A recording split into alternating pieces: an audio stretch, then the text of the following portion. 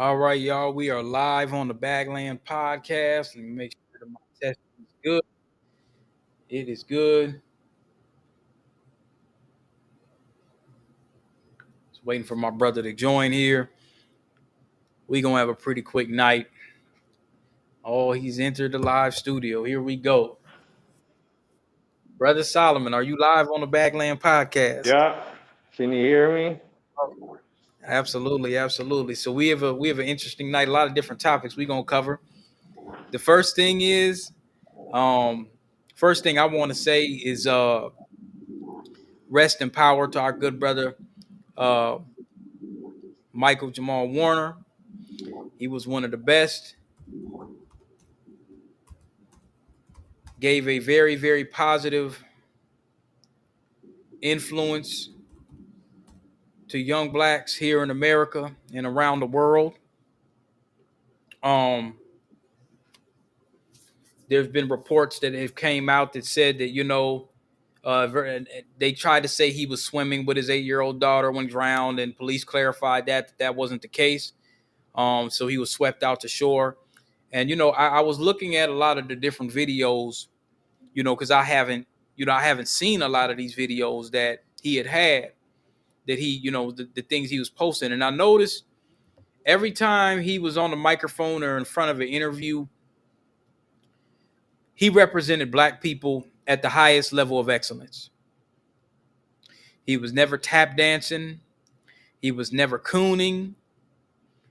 He never really represented us in an incorrect way.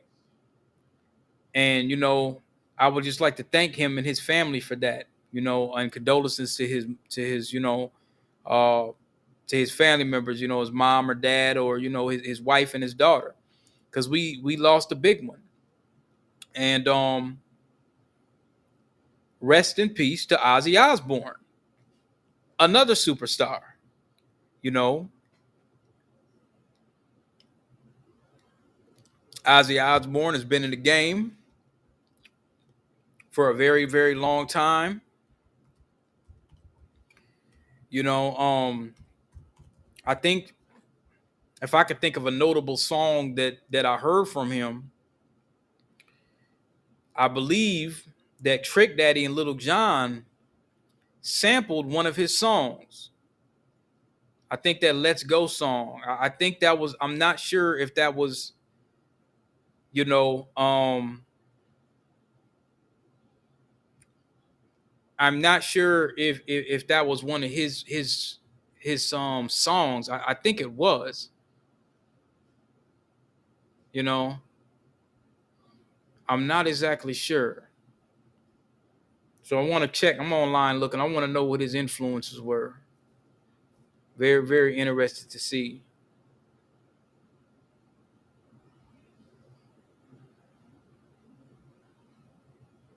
I'm very interested to see where he got it from, because I'm quite sure he had to get the blues.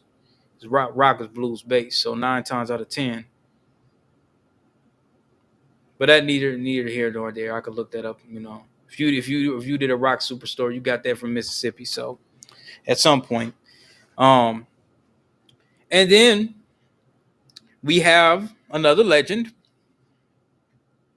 Hulk Hogan, which the question is, should black folks be sad? And I'm going to ask that to you. Now, before I do, I went back and I listened to a clip.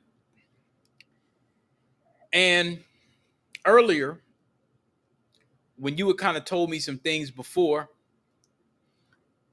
about Booker T, and I kind of likened that to Donald J. and Angela Stanton in a way. Now, Booker T was going on some radio show not too long ago, and I was trying to find some pictures of him and Hogan, and I really couldn't find them together. I found that very interesting. I don't think they Now, ever wrestled. not they never what? I don't think they ever wrestled. But they were never talking to each other, or there's no video of them, Well, associating or the, anything. the thing is um, you don't really see a lot of pictures from behind the scenes. because they don't Okay. really like a lot of people being back there that ain't really a part of the show. Um, but I mean, they just were two. They had two different career wavelengths. So like Booker T for the majority WCW, that's a company I'm sure you were familiar with growing up. You remember the Nasty Boys, Yeah, Nasty Boys. Yeah. Ricky Steamboat. It was they'd come on like Saturday morning or something like at 9 in the morning or something. It was not like WWF, Vince McMahon. It was owned by Ted Turner, smaller company. So Booker T was a tag team wrestler with his brother coming up. While the height of Hulkamania and all that, Booker T was a tag wrestler. So that match where Booker T is doing an interview, it was 4 people in a match, and whoever wins that gets to fight Hogan.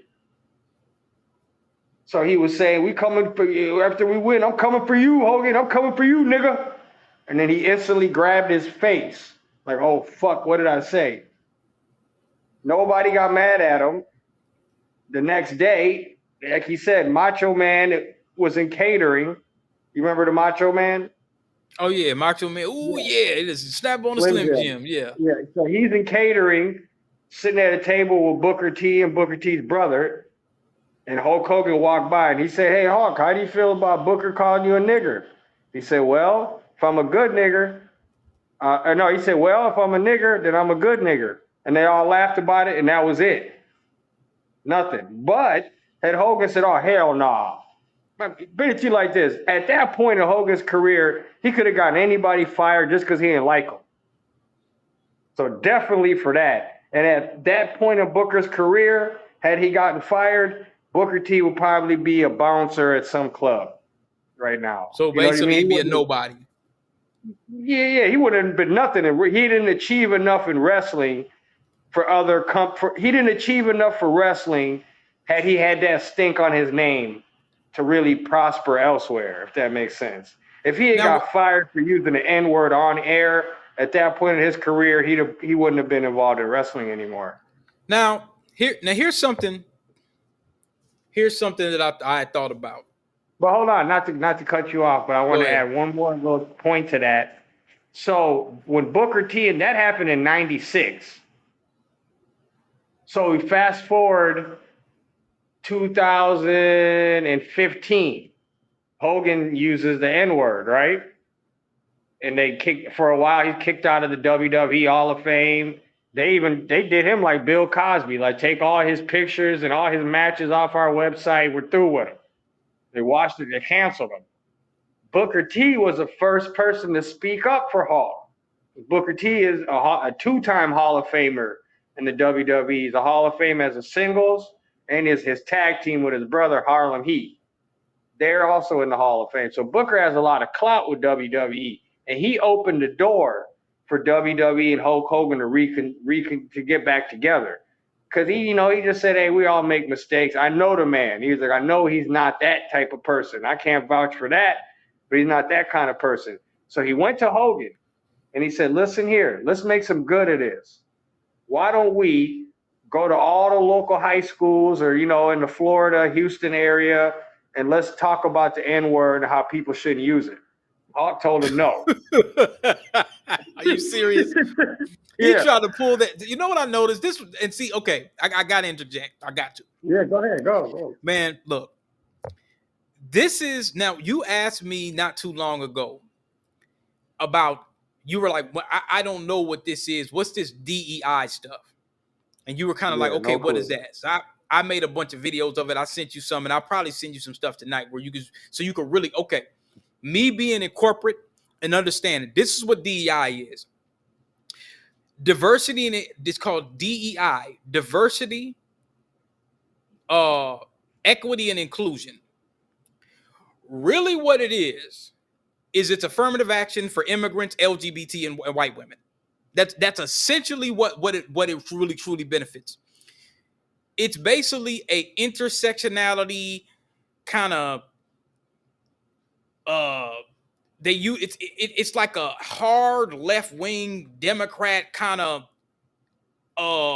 embezzled power word that really now when you look at affirmative action, you know what that was for. That was only supposed to be for blacks. according to the Civil Rights Act, all of that. So what they did is they used the Civil Rights Act and they expanded it for everybody, and it gets let black folks have the crumbs. So essentially, it's really, honestly, it's a violation of constitutional law. It really truly is. But that's neither here nor there for the sake of this discussion. DEI got really, really big around Floyd. So what a lot of these companies did is say, hey, you know what? These Negroes is crazy. Now, they ain't asking us for no reparations or nothing yet. Hopefully they won't. So let's just break off a couple crumbs, hire a bunch of Negroes for these DEI. It started before Floyd, because I remember I seen this stuff early on around 2011. I met this sister that was a DEI consultant. So basically what it is they hire a black person to mind the store. Hey, there's some racist stuff going on. Why don't you sit the white folks down that something they did to undermine or disrespect a black person racially, and sit everybody down and give them a talking to. Well, Harriet Tubman this and Dr. King that and this, that, and the third. Not no real consequential change, but just butter it up. Do like what Jesse, and I'll get to this in a moment because this is a big one that y'all don't know about. Do what Jesse Jackson did for Bill Gates. Y'all didn't know about that. You know why you didn't know? Because they kept it quiet. Microsoft probably will be no more if what happened didn't happen that I'm about to tell you. There was some racial stuff going on as far as black folks in Microsoft. So they went and got Jesse Jackson like, hey man, Jesse, we'll pay you whatever. This cannot come out. This will destroy this company. So it was something that probably was going to come out that was so bad to where, you know how white folks are. They'll figure like, well, look, if you're going to do it, you got to do this behind closed doors. We can't have people around the world seeing this. It's just not a good look. Because reputation, when it comes to big companies, banks, and all that, you can lose money, but you can't lose reputation. You lose reputation and it's over with. You might as well say you lost everything. Once you lose reputation, you lose it all. So now they hired somebody, like I think they hired Jesse Jackson, and you know what Jesse gonna do? He gonna show up and say, well, it says we're supposed to forgive and this, that. So they lined his pockets. They probably gave that nigga like $30 million or something and say, hey, make this go away. Show up amongst the black churches, corral some Negroes, have a fish fry, pass out a couple, shoes and haircuts and whatnot, and, just get these Negroes in line. And we'll pay you for that. And Jesse has that kind of credibility where he'll go wherever the camera's going. So when he shows up, the cameras are going. Now that's Benjamin Crump. That's what Crump is right now. So now the DEI is basically some set-asides that's really supposed to be for blacks, essentially under affirmative action. So they'll take a black person like Trayvon, Tamir Rice, whatever, and when a nigga gets shot, then you start hearing all these little black activists. They'll show up in Cadillacs, and then you'll hear the LGBT will show up and all of that, and then they'll start saying, "Oh, Black Lives Matter, Black Lives Matter." And then what happens at the end of the day? They might give the family a couple crumbs, tell everybody to go away, bring out Benjamin Crump and Al Sharpton and Jesse Jackson, and then what they'll do is they'll come up with a program where they start hiring a whole bunch of white women. They'll put them in the CEO positions, this, that, and the third, under the quote of DEI. So basically, Booker T was doing like a DEI move. Now, DEI is also code word. So when a black person messes up at the job, they say, oh, he shouldn't have got hired. That was a DEI hire. Or, if something happens like with this flood, which we have found out that with this flood in Texas, the Texas governor, everybody was warned about these grounds. I can't remember what it was called, but it's an organization that works with the not the mountains, but they work with water and all. Basically, they weren't supposed to have these kids on these grounds at all. The governor, the Texas, the governor, all the people. This not the EPA. It's another thing. I can't remember what the organization it is, but it's a government organization. They were warned over 5 times. Do not.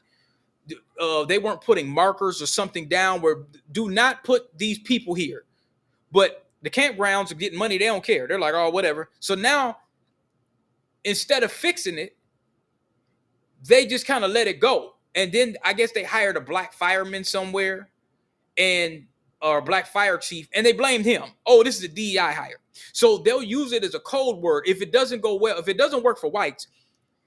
If a black person is involved, specifically blacks, it might be somebody that's non-white too here and there, but specifically blacks, they'll say, oh, that's DEI. Or they'll say, for code word, well, Black Lives Matter. Now, what they mean by that is blacks. But they don't want to say blacks because that's racist. So they'll say, well, Black Lives Matter is a negative group. They're the one causing they're ruining America. It's Black Lives Matter. So DEI, Black Lives Matter, single mother homes, strong black woman, Chicago. Those are all code words for niggas. That's really essentially what they mean. So with Booker T, he got on the radio and he was talking about, well, a racist guy wouldn't fire me from my job. Now he's heard that audio. Now that audio that we heard, now whoever recorded it, I'm surprised Hogan didn't sue him. You know what I'm saying? But neither here nor there. He did. He meant that. He meant that. He won an $89 million judgment. The company went bankrupt, so he might have walked away with about 20. But the damage has been done. He can't. That 20 million is the 20 million that he got is different than what we did. Because see, we just heard how a lot of white folks probably talk about niggas. That's all it was. We just heard that. You gotta also understand that this was only a 10-second clip from a 2 to 3 hour tape. What the fuck? What else was he saying on there? Yeah, and now that's why Guacker, the company that got sued. So somehow it's a long story about how the tape got out. But let's just say there was a media company called Guacker. You ever heard of them? I heard about that. I heard about Guacker. I was looking something up and they talked about Guacker. I said, what's this Guacker about? Yeah, where they're gone. They were the ones that had something to do with the Wikipedia leaks or whatever that shit was. I don't know too much about it, we gotta talk about that. So go ahead. Okay, so what happened is they got a hold of the sex tape. They released a sex tape. A Hogan sex tape. That's where all of this is generating from. There's a DJ radio guy in Florida named Bubba the Love Sponge. A freak off. At one time. No, not quite a freak off. Not a freak off, but like Hogan was in the swinger lifestyle. Okay, I see. Yeah. So the guy said, "Fuck my wife." Okay. All right. And he was his best friend. All right, I'll fuck your wife. What he didn't realize is his best friend had a video camera or a security camera installed in the bedroom and recorded it. Oh man. And then so on that tape, they also show a snippet of him saying, "Oh, this is going to be my retirement right here, this tape." So his idea was, I'm going to keep this tape until me and Hulk have a falling out. If we have a falling out, I'm going to release it. Or if we have a falling out at some point, I'll blackmail him. Yeah, that's blackmail. That's for sure blackmail. So what happened is they must have had some kind of, or I think dude was hurting for money, the radio guy. So what he did was he brought the tape to work and made it look like one of his friends stole it. Okay. Right? Made look like one of your friends stole it and then sold it to them people, then would split the money. Perfect, okay. Right? Okay, what happened is Hogan got wind of this. Hogan sues Guacker. Guacker saying, we didn't release a sex tape. We didn't release anything of you fucking anybody. All we released is footage or video, audio of what you said. Or there's actual video of him sitting down saying it. I don't know if it's still online, but there definitely was. I've seen it. So Guacker's saying is, how are you suing us for releasing a sex tape without your knowledge? We didn't release no sex tape. All we did is buy it. We released a 10-second clip. How are you suing us? Well, luckily the judge felt in Hogan's defense. So his best friend turned on him right there. So when you're with the Booker T DEI thing, I don't think that falls into that category from what I was listening to you describe. I think it's more you did me a solid, so I'm gonna do you a solid Well, 20 years later. I did look at it that way, and then but now here's the issue that I had with Booker Because T. there is no WWE, there is no DEI, there ain't none of that shit. They But will now, have a whole roster. They will have a whole roster of white boys here's and not not what give a fuck. I'm not talking about from the organizational level. Like, okay, there's a person that is hired for that. What I'm saying is, okay, you remember Django Booker T Unchained? is Booker T is one of the top 10 wrestlers of the last 30 years. He's not a DEI hire. I'm not saying it's a DEI hire. I'm saying what I'm saying is that was a mind to store moment. When I heard him on that record saying, well, a person that wasn't racist wouldn't fire you. Well, There's yeah, he's racist saying people. why didn't he take the why didn't if he hates black people, he could have got me right there. Um, Thomas Jefferson was a slave master, and he had a black concubine. Some people would say, well, that's his. He wasn't racist because he kept her in fine clothes, and she was treated better than the other slaves. My point Him is signing that the Declaration of Independence is it's a fact, right? my point is now there was And hold another on, is that a case fact? Hold on, is that a fact? that he what He signed the what is it, the Declaration of Independence? was it Thomas Jefferson that signed it? Oh, Abraham Lincoln freed the slaves. I said Thomas Jefferson. Oh, you're talking about Thomas Jefferson. Yeah, I said Thomas That's who you're Jefferson. talking about? Did what? He had slaves? Yeah, he had slaves, but some people would say, well, oh, he treated Sally Heming great. Well, she wasn't free to leave. He treated her That's my great for point. being a slave. No, I think you got Booker T wrong, man. This is a guy that doesn't coon.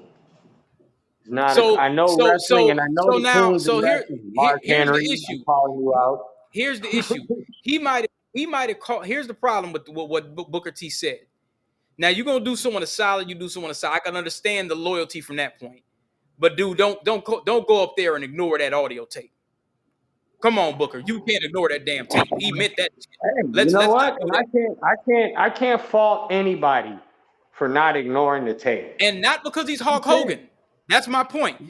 Words to What word. You we can't heard. knock anybody. Any foundational that has a. And guess what? The thing that really fucked Hawk was it wasn't the black wrestlers that had an issue with him. It was the white wrestlers and some pretty. I would say out The of the white top wrestlers. five. Yeah, the white wrestlers had a whole real problem with what he said. What was their I've problem? never. They don't like the language. You talking about nigger this, nigger that? There's a wrestler named Seth Rollins, white guy from Davenport, Iowa. One of the Iowa. top wrestlers. Yeah, he's a white guy. He's one of the top wrestlers in the world. He said straight up, you don't even want to be seen on camera with a man that would talk that filthy about people. Yeah, Because I don't want because nothing he to do don't with want to him. have association with it. You know what the same thing? Let me tell you something, Yeah. man. And this is what I learned. CM Punk, have you ever heard of him? Yeah, CM Punk. But let me tell you He's something. one of Now, the where they top from? wrestlers. He said the same thing. CM Oh, Punk said the same thing. I don't want to even associate with but guess what? Never heard a black wrestler until today ever have a negative thing to say about Hogan. So if he is a racist, he went out of his way to be real cool and not. I'm not saying he's not, and I'm not saying that nobody should be angry at what he said. I'm not saying that because you lie. Yeah, I'm not gonna. I can't defend that language. the thing. Here's the thing, and this is the thing. It was huge because Hogan because who he is. That wasn't just the main thing that it was Hogan. Black folks seen it as now other people. Let's say black folks just said, okay, we don't give a fuck. We hear that all the time. Let's just say that we just said it like, oh shit, well, we ain't surprised. You know what I'm saying? Nigga from Florida, whatever. That's how they talk. It was the it was the outside world and the companies that said, okay, we don't want this on our airwaves. Now, here's the thing. When we heard it as black folks, we're like, okay, this is typical white supremacist language. We know that when NWA and Tupac came out, a lot of them white dads that had their daughters was burning up. Man, this nigger's on my wall. Fuck. Sure. You see what I'm saying? Because we done invaded America. Oh, and then you got to think. A lot of white kids, a lot of them be disrespectful to their parents. I used to see that shit coming up. I'm like, my mom would have broke my neck. F you, mom. I'm gonna have Tupac on my wall, and I'm gonna fuck a black guy. And their parents probably have a heart attack. Like they rebellious. They parents, you got to think some of them, man, they be done killed their parents, and you heard of people like Ed Gein, all them serial killers and shit, man. Some of them folks be done killed their parents, and a lot of them don't be having no honor for their parents. They talk about a lot of times when you hear the media that'll talk about, and they'll show the woes and the underbelly of black society, and they'll say, but for the most part, now we see it now with maybe social media and stuff like that. But I remember when you were talking about even like when integration and stuff, but man, even in the 90s and 80s, man, you say something to your mama and your mama beat your ass. You say something smart to your mama or talk back or something, you'd be to knock your teeth out. That was typical in the black household. So we didn't really try mama like that. And if you were the daddy in the household, you definitely ain't trying dad. Let me tell you what my mom used to do. My mom used to do, I remember one time I seen one of my white friends, he was talking crazy to his mom, and then her daddy wasn't around. He used to come pick them up from time to time. And my dad brought us in the house, and he says, I can't remember what the words were, but he said something like, nigga, if you talk to me like that, nigga, I'll kill you. Or something. He said something like that, or he said something crazy, like, nigga, I'll break your damn, if you ever talk to me like that, nigga, I'll break your fucking neck. And I used to think like, damn, that nigga was really serious. And I think he was, like he had that kind of temperance. He was like, you honor your parents. Like, you know what I'm saying? Like, man, your friends. Because see, here's the thing. This is how black parents look at it when they got white friends to do that. They look at it like this. You be around them, they ain't got no respect for their mama. So they ain't going to have respect for the law. They not going to have the respect for the teacher or nobody else. If they talking to their mother like that, 9 times out of 10, I don't know how their mother was. Their mom was seemed like they were pretty cool. But I used to have a mixed homie like that too. I'd be like, man, this man talking crazy this mom. And I recognize it as a kid. I'm walking around, I go to his house, and he the way he was talking to his mother, it was just beyond me. So so my parents looked at it like, okay, he's gonna get in trouble. And they let me know he's white, so he's not going to, if you do what he does, nigga, you going to jail. You going to go to prison. You ain't going to get off. They not going to cut you no slack. If you get into some shit with him, they going to cut him more slack. So, when you're around your friends like that, their attitude, y'all could be out and about dealing with the police or something like that. And he might just tell the police, fuck himself. Fuck you, I'm white. It's like the thing with January 6th. Yeah, they said, okay, we got cheated out of the White House. That's not what it was really about. That was part of it. But that was really a test to say, okay, I'm white and I can do what the hell I want in America. Let me about to go do it. And they did. And there was no military called for the Capitol. None of your so-called Blue Lives Matter police were up there defending their country. On one hand, they're like, okay, we want to uphold the Constitution. At the same time, we're white. We have a right to break it. So they're literally going against the United States of America. They're committing sedition against the United States of America. Everybody that was there is supposed to be in Guantanamo Bay with a RICO. You see what I'm saying? But Donald is like, hey, I'm going to stand up for whites. That was really another straw that he gave for his base. He didn't send the military out. He basically just said, you know what, I'm just going to kind of, after a while, he might have told them, hey, y'all need to calm down or whatever, but they were already in the Capitol. So that was really all that was. So I'm going to be honest, whenever I hear a white person, I heard some white folks at my job talking about, man, the bad guys in office. And I'm sitting there thinking to myself, shut the fuck up. You white. He's standing up for you.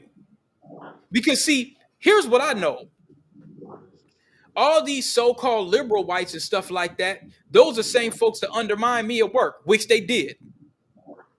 Every corporate environment that I've been around, it keeps talking about laws and law and order and go George Floyd and everything on the back end. Those are the same places, and that's why I brought up like DEI to you.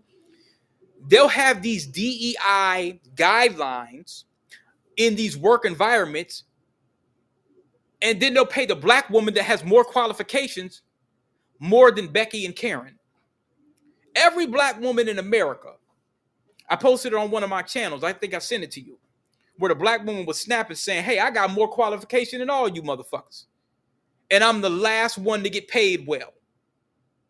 I do my job better. I'm more knowledgeable about my job. I do it to a T. You get a black professional person in the work office, they not playing no games. You've seen it. You get a black person, man, that's up there, they doing an impeccable job, impeccable credentials. And you got folks that don't know shit, and they got to train them. That's the common black American story in America for the past 70 plus years. You got to do 10 times more than the average. And then so when they talk about DEI, you're like, okay, how the hell did that help me?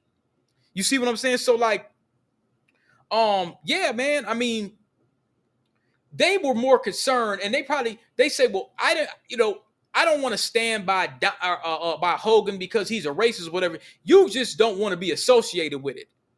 Ask those same wrestlers about what they think about reparations. Just say, hey, what y'all think about that? They gonna calm down real quick. They gonna be like, oh, wait a minute. We didn't have nothing to do with that. That wasn't me. That wasn't you. You start ask them a question like that. They'll change up real quick. So what I'm saying is the open racists or the closet racists, and I'm not saying CM Punk is. I'm just saying that usually, because you'll get somebody like, okay, now let's say something that's even worse. Now, he said that in his own home and somebody recorded it, which they were not supposed to do, right? Let's go further. Let's go into somebody like Don Imus. Oh, these nappy-headed hoes. You remember Don Imus? Yeah. You remember Don Imus? Yeah. Now, he got up and he was talking about it. He didn't say the N-word, but he pretty much said it. He basically talking about these black. So you get up there and you start talking about nappy-headed hoes. Now, whose hair is nappy? The only person's hair is nappy is black folks. That's our original hair. That's how our hair is supposed to be. So you're talking about black women. Okay, let's go farther. Who was that dude that had a show? There was a brother that had this song called Whitey's on the Moon. He was arguably one of like the first kind of, rappers. He was doing like spoken word. His name was let me play it for you real quick.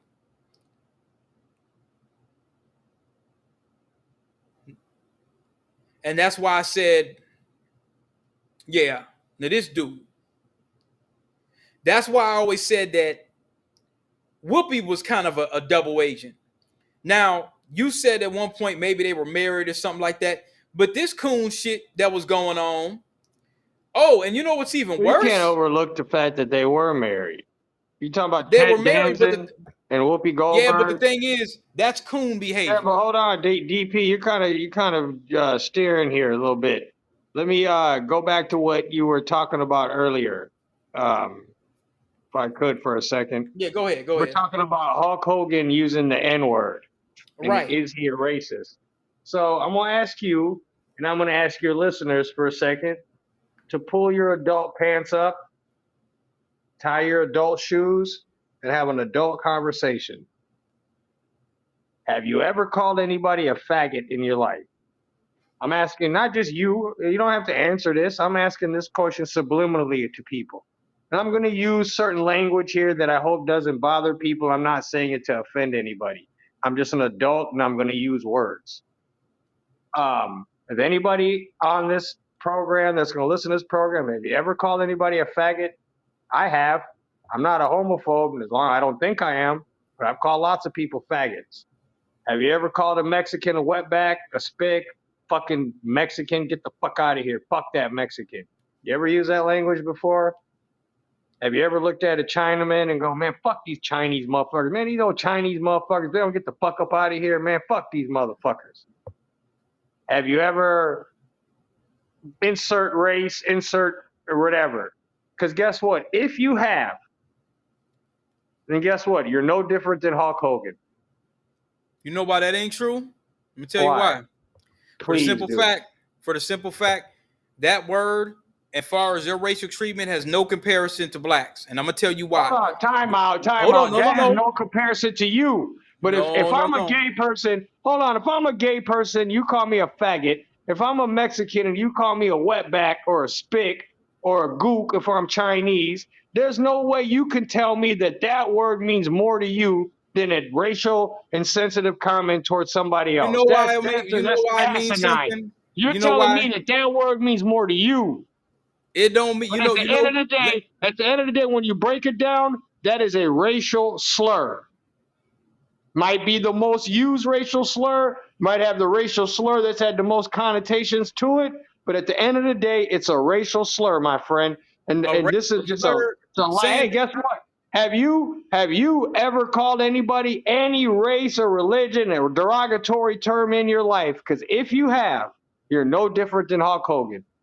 I'm you know not where defending this man the same way I'm not here's defending here's anything that's come out of my mouth.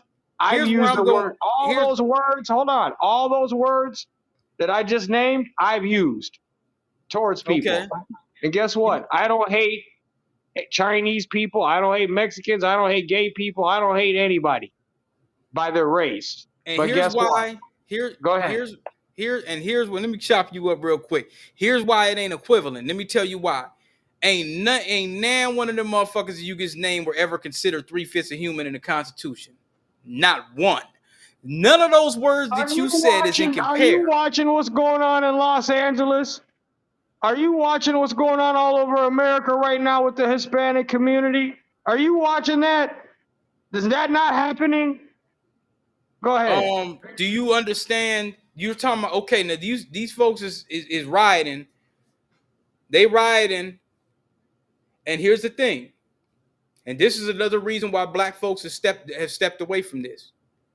Hold on. Now, No, oh stop steering. Go back no, to no, the no, point. no, no, Go no, no, back to no, what we're no. talking about. We're not gonna do that. Don't go off subject. Go to what we're talking about. There's no You're, comparison. you're None. okay. Go ahead. You talk about that. There's no comparison, sir. Not one. The stuff, the little bit of bullshit that they dealing with. First of all, these folks are rioting to be in a country where they're not even supposed to legally be here in the first place. If that's number one. Number two, here's the next thing. They're not even getting a fraction of what my folks deal with. If that was, let me tell you something. If that was black folks out there rioting, they would have killed us DP, all. you're steering off the point. No, I am not, sir. The point is the N word. We're not talking about Mexicans and blacks. We're talking about the N word.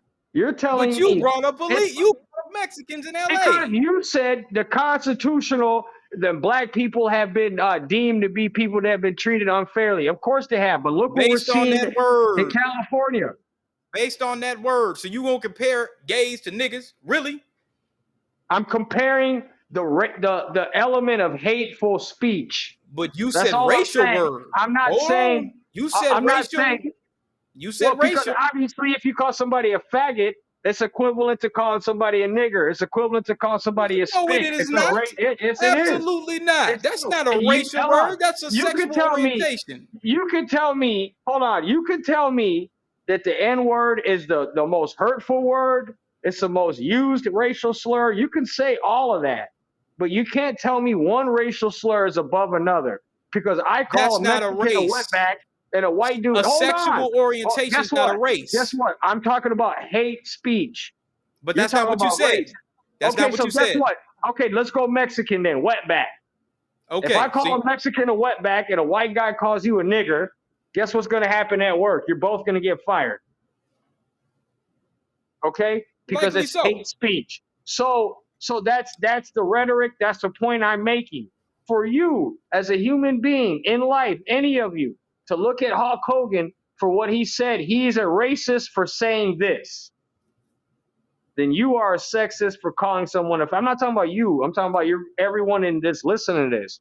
Then you are a sexist for calling someone a But faggot. here's the problem. Hold on. Then you are a racist for saying anything derogatory about Mexicans. You're a racist. The Well, only people who could judge that guy or the people who have never said anything Well, here's the derogatory problem. about a Here's race, the thing. religion in your life? Black people cannot be white supremacists because Bro, here's why.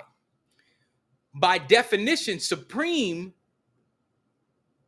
means one. You can't have two. That's the first point. Okay, now let's go to the second point. Blacks have never been able to undermine anybody. okay, Blacks have what does never that been. have to do with what we're talking about? Well, What because you're saying that you're going all the way to like no, the no, no, left. no. You're saying that it's the same. You said, "Oh, well, you're a racist Hate too because you speech. called someone a wetback." It's hate speech. If It's hate. if a white man calls you a nigger and I call a Mexican dude a wetback, we've both said something that's racially If I call hurtful a to white that guy a person. If peckerwood, I'm not no racist. I the can't do N-word, anything to him. so for you saying a black man it cannot be a racist is saying that black people are inferior. That's what No, you're telling me. No, that's what you're no. What I'm telling me. You're saying, telling me you have no power. You're I'm talking. saying you have no power. So you being racist means nothing. That means When have you you're seen? Okay, when have you seen black folks own and control anything to undermine whites? When have you seen the Klan you and own a white store? supremacist Didn't laws? you When own have a you? store? Didn't you own a store? No, Right? you're not gonna be able to use that. Oh, you owned a When have store, didn't you? Hold on, when have listen you? to me. You owned a No, no, store. no. Did you When have you? own a store? I You owned a owned a store, store, right? but Okay, you hold can't. on a second. So if a white man walked in your store and you told him, white man, get out of my store, I'm not going to serve you, what would you call that? Prejudice, Racist. Same not thing. racist. Same thing, buddy. So No, no, if not you're at telling all. me black people cannot be racist, then you're saying black people are inferior.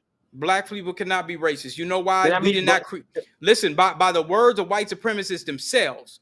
We can. There is no black Thomas Jefferson. There is no black Ku Klux Klan. There is no black FBI that could. There is no equivalent white Emmett Till. Nowhere on this planet. Nevertheless, the United States of America, there is no white equivalent Emmett Till or Tamir Rice. So that's a false equal that you're making. no, it's 100%. not. It's not. So if you're telling me black people cannot be racist, you're saying that black people can freely hate Racism without is any. about what you So own and control. The next black time people you can freely hate without. So you telling me if you own a store and you say I'm not hiring anybody white, that's not racism. That's not suppression. who controls Louisiana State Penitentiary? I don't know where we're going. Where we're You going with should be able to that. answer that. I don't know where we're going. What are we talking about? We're talking about what racial or hateful speech is hateful speech. Show Racial me. You speech is said racial racist. speech.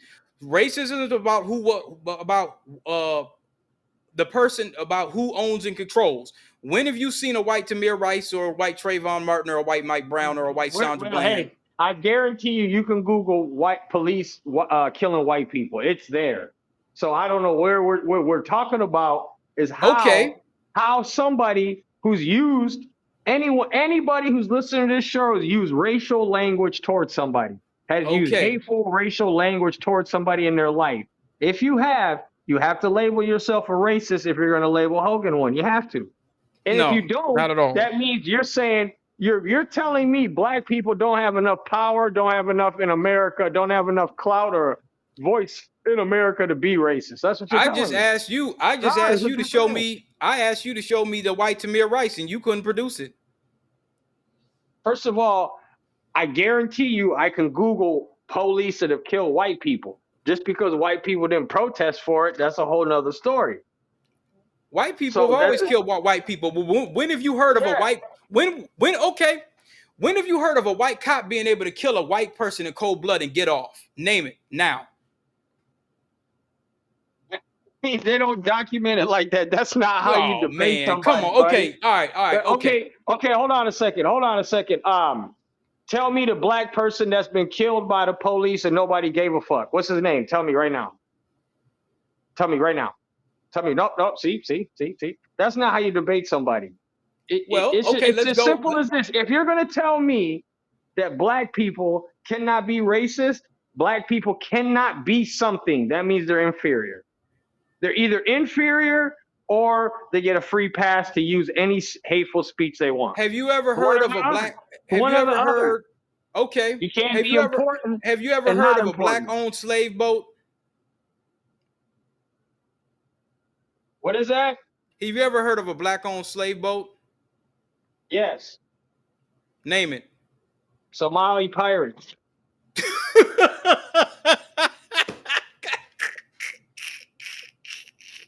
Okay, I got one for you. Can you Okay, name? go. Can Okay, you all right, name that a was a good black one. owned? Can you name a black owned boating company? Yeah, A black-owned boating company? that you don't have to Google. You mean Yeah, like yo, you can't. Carnival? You You mean like can't. They're not owned Carnival? by black people. You talking about black people owning ships and boats? You tell me one. Well, you just defeated yourself. You know, black folks don't own no Carnival, so there's my So point right there. how does black people owning carnivals have anything to do with one racial term being more than the other? So you're basically telling me I can go to work and call someone a Mexican, call them a spick, and it's fine. So you can do that then. Why don't you go to work tomorrow I and said call a black Mexican folks. person a I spick? said black folks do not have the power in America to undermine anybody with ownership and control. They do. Racism is not. I'm not talking about what a person that just says, "Well, I don't like that Peckerwood." That don't have no power. But when you can actually blacks go, don't own businesses. Blacks don't own businesses, they and own blacks are not businesses. making moves. They own So businesses. But my point how can you is, own a business and not suppress people? How are you immune to suppressing people if you own a business and you were to say, I don't want anybody white in my business? If you own a bar tomorrow morning and you said, I don't want anybody in my bar that's not black, you can't compare that to a black kid getting killed by the police in cold blood. I have no idea where you're going to, bro. You keep just taking your car and going to left, going right, just so you can prove yourself a point. I'm telling you logically. I asked you to name a Hold black on. You're slave boat, telling me and you couldn't name it. You because couldn't. it has absolutely nothing to do with what the fuck we're The whole talking about. point. Okay. Nothing. The whole point. You Because said black people racist. don't own things. So that must mean black, in your opinion, black people are completely irrelevant then.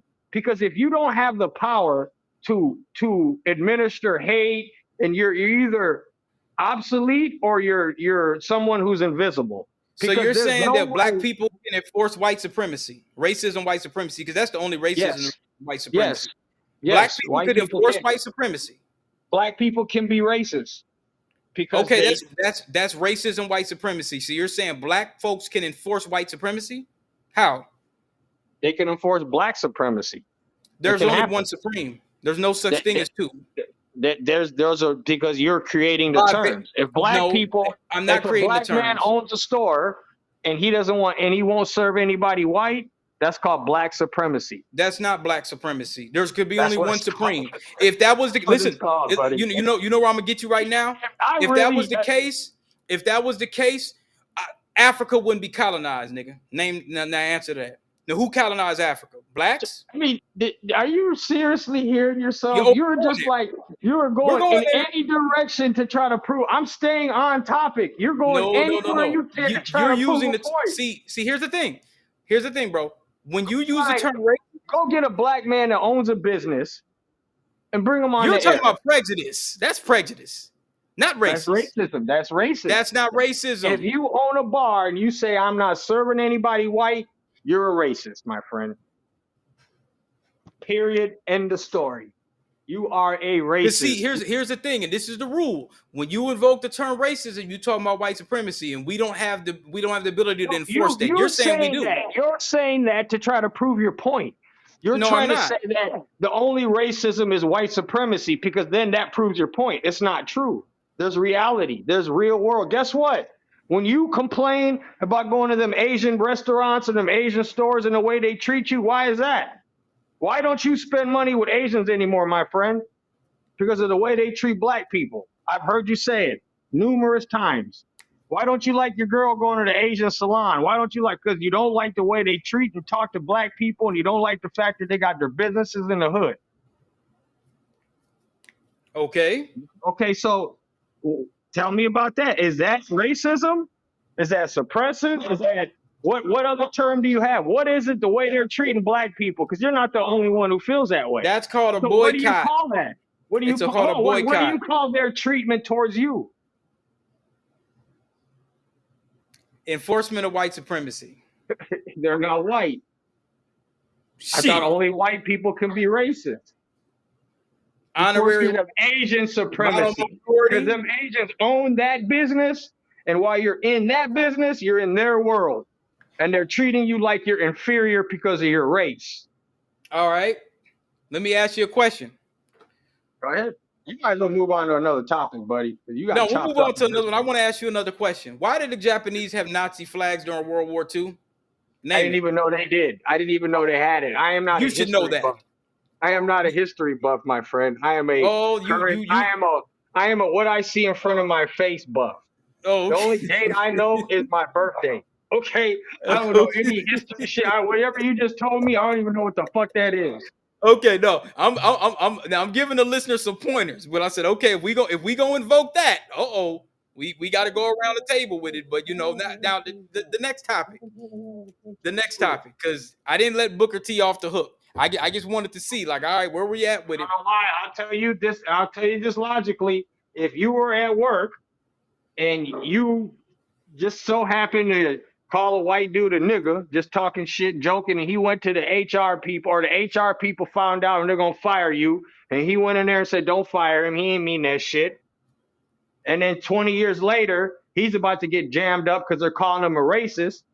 Would you be and you're still working there, you'd be a real sorry motherfucker to not stick up for him. What about the evidence apart? Okay, here's another piece of evidence. You said, well, that was just one. Okay. What about the black lady that was supposed to be the ambassador for Hogan? What about that? With the beer? Well, yeah, what happened with that? Hold on. Now, to make clarification, I'm not defending him and what he said, but to bring complete clarification to the subject, the man knows he's labeled as a racist now. Hence, a guy that's always been a Democrat, and now he's fucking with Donald Trump, and he's, you know what I mean, doing this, and now he's got real American beer.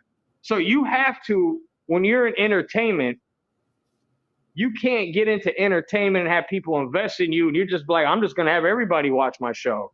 I'm going to have everybody buy my album. That's not how that works. You have to cater to a certain demographic of people or age. And then from there, if other people want to buy your shit, that's fine. So when he's getting it with his PR, media team, and all that, they say, hey, dude, you a racist, bro. Whether you are or not, the world looks at you as that. And as we've seen, they're going to look at you like that years after you're dead. So go over to Trump anyway, is what you're saying. Yeah. So I'm not saying Hogan, like I said, I can't, who can anybody, you can't defend that. But all I'm saying is to put everything into context. So I'm just saying the whole truth. So when he sees that now, all right, and I'm not defending him, I'm just telling you how it went down. He sees that, his PR team sees that, boom. Remember Dog the Bounty Hunter? He used the N-word and his daughter.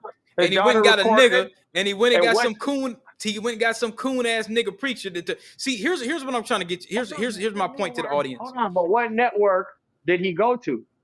He was a big star on A&E. Big star. I used to watch him every week. Big star. I used to watch him. Racial stuff comes up. What station says, "Come on, we got you"? Country Music Network. That makes sense. What? You know why? Ain't nobody that watches our network gonna be mad at you for using that language. Ain't no Fox. Prior to Hogan's death here, they were getting ready to start Hulk Hogan's wrestling on Fox News. Do you hear what I'm telling you? Fox News. Y'all watch Fox News, right? Think of you tuning into Fox News and there's wrestling on one night. Republican wrestling. That's what they're getting before. They're actually promoting it as he was alive the other day, thinking he's still going to be here. I don't know how it's going to work now. But so you have to, like right now, if you sign DP the Hog, signs with Def Jam or Jive, which I know you would love. So you sign with Jive Records. Jive Records going to look at you and be like, all right, we're gearing your album towards people 26 to 31 that are in the inner city. You break it up. Hello? That's your demographic. You have to hit that demographic. If you hit that demographic, you're going to recoup. Anything else, that's cool if you get them extra fans. So that's what that was. And you know what? And let's close the Hogan topic with this. The ultimate punishment for Hulk Hogan and what he did is the fact that the greatest wrestler in the history of pro wrestling, in my opinion, the second most recognizable athlete in the 80s behind Michael Jordan, he's dead. And the number one thing we're talking about is his racial shit, not his legacy. That is his That's part of ultimate his legacy. hold on. That is his ultimate punishment, in my opinion. The fact Mm. that we can't cleanly just talk about great matches with Andre the Giant. We should be talking about his rivalries with Zeus. We should be talking about the fact that Hulk Hogan is the one who discovered Tiny Lester Jr. We should be talking about shit like that. But we're because of Tiny his Lester, story, Friday. Jr. Yeah, he was discovered by Hulk Hogan and Vince McMahon. Tiny, what was his Debo. name? Debo. Yeah. Zeus it was his character in wrestling. He was a wrestler before he was an actor. He put Debo on? Yes. Okay. Vince McMahon, and I can tell you a quick story about that in a second. But so just to give a clarification, that's his real punishment. When you die and I die and all your listeners die, and the first thing they talk about is shit that you did bad, that you know what I mean? That's your legacy. That's gonna be your ultimate pain. Well, here's the point that I was making, and this is what I want. This was the reason why I brought this topic. Is a topic. Hogan's a metaphor. What I mean by that is, okay, he did some legendary shit. Can't deny that. What we heard on that tape, and you say, well, he wasn't a racist by that. Just that one time. No, I didn't say no, that. No. I never said he was not a racist. All right, hold on. You're saying, well, if somebody else does the same thing, this is what Black America heard, and that's why we said it was. When I say it's a metaphor, Black people have every right to be upset. We've heard that before. What we're saying is, this conversation could have came from anybody. It just happened to come from the biggest name in one of the biggest names in the world, right? Yes.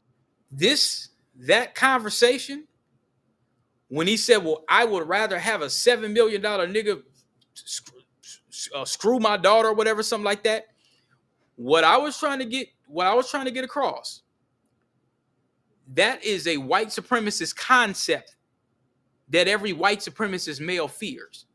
Not every white man that's not a white supremacist. Okay, let's be clear about that. I'm talking about No. They're even the ones that act like they like niggas and shit. They don't want you piping down their daughter. Now some of them too. You're right. Now they won't say that though. You piping down their daughter. Yeah. So now that's what I tell. Hold on, not to cut you off, but that's what I tell white people when I see them like at a bar. They talk about, oh, I love Black people, this and that. And I tell them, motherfucker, how about if I was fucking your daughter? Would you like that shit? You like me like that? Or how do you like Black? You know what I mean? But you can keep going. And what you just said right there, people would say, well, he don't want to see no niggas hang from no trees. He didn't want to see that happen to George Floyd. But you wouldn't want him sleeping with your daughter. You know why? He's a closet white supremacist. He's a wolf in sheep's clothing. Now, some people just figure, well, you got to have a Klan's robe and you got to have your little hood on and you got to have your little tiki torch and you know, you got to say the N-word. No, you ain't got to say none of that to be a white supremacist. And people say, well, no, you don't. And see, what happened with me with the white lady? What happened with me and the white lady at Seward? When the Somali kid, you remember the one that was hanging out the balcony and they shot him? Tell that story again. You was having a conversation amongst Black folks and you had to let her know what? And she's a woke white. Liberal. That's woke, right? DEI, woke, so-called, George Floyd. Somebody asked me, because I'm like the hub for African people in the area. So somebody asked me where he was from.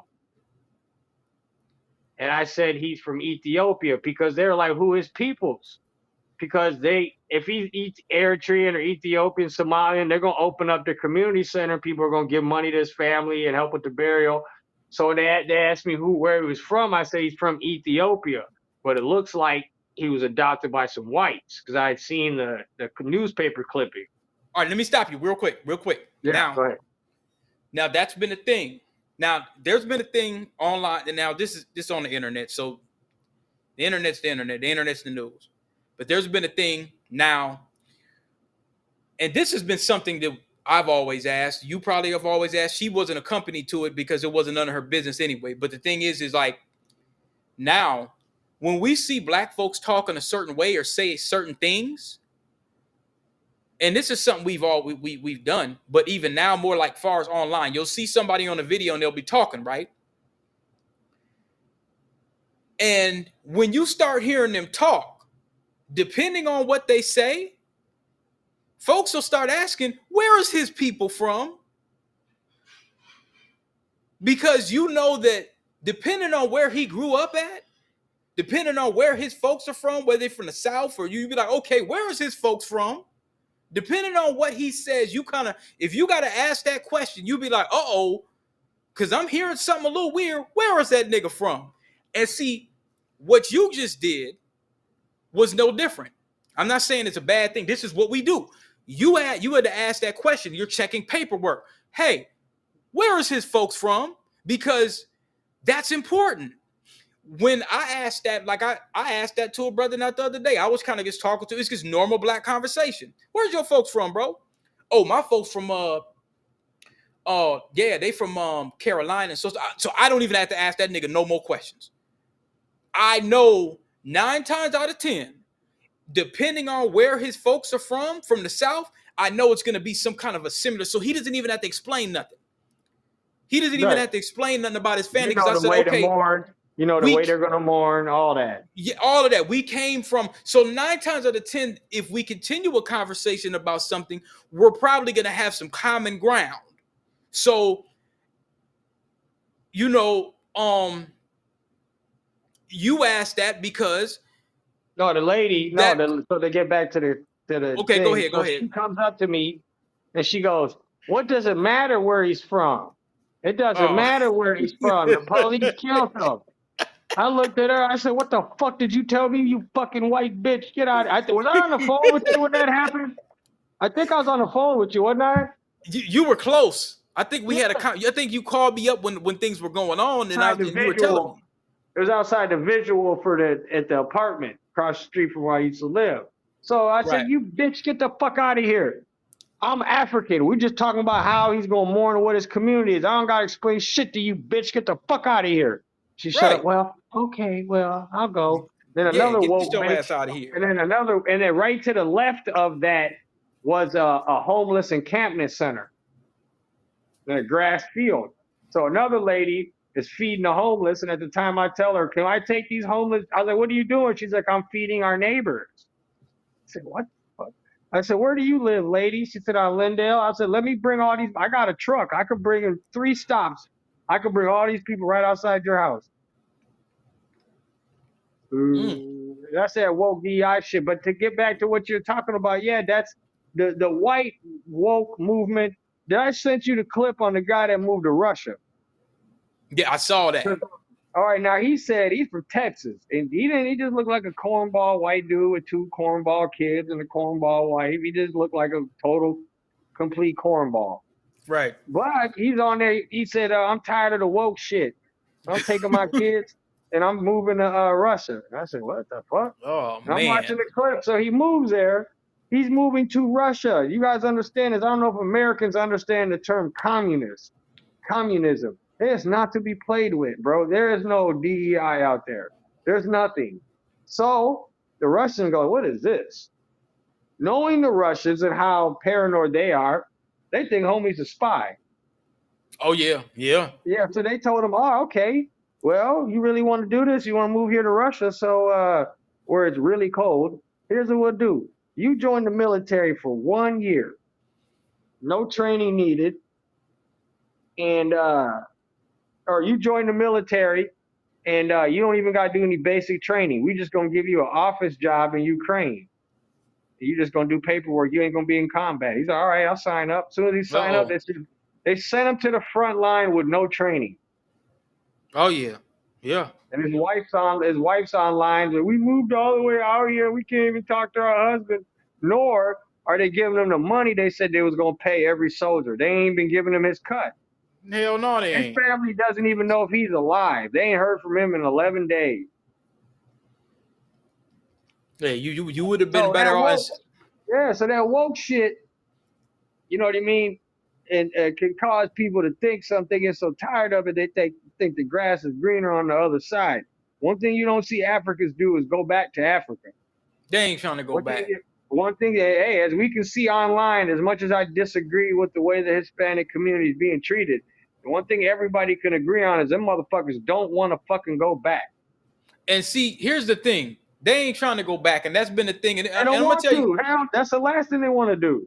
All Which right, should so go to now, tell you that you can hate woke and all this, but the grass is not greener on the other side. man, I remember I had an uncle.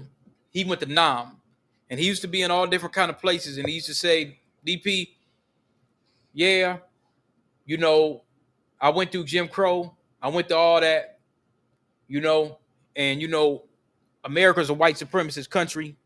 It was so-called founded by, well, he told me, he said, we the ones that really founded America. He said, but the framers and all them, he said, I get that. He said, but let me tell you something. He said, I've been to a lot of countries. He said, I've been to over 30, 40 countries in the damn world. He said, ain't no place better than this. He said, there's some places you would go to that you would not believe. He said, now there's certain rights that we ain't got. He said, yeah, black folks. He said, far as everything we did for this country, we should have a whole lot more. He said, but let me tell you, there are some places where you can't say shit against the government. He said, you'll be killed. You can't say a word. He said, so all these folks over here talking shit and all that. And, he told me this back around about, I don't know, man, 2007, or it was in the 2000s. Because, he passed in about 2015. And so, you know, um, my uncle was the one, I'm kind of continuing the family tradition as archivist. I've always been like the history person in the family, and I always want to, read the books and all that. So he was working on a lot of different things. There was a book, and I think I sent you the cover of like my grandma, my mom's side of the family, of all of us going all the way back to 1768.